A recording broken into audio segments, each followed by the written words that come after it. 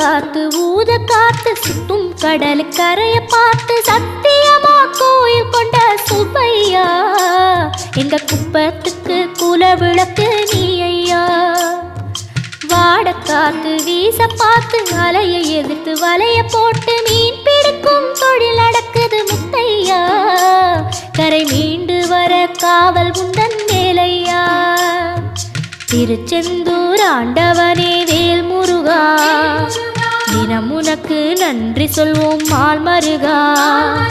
திருவடியில் தவம் இருப்போம் திருமுருகா தீப்பெழுது நலமெனவே வடிவழகா.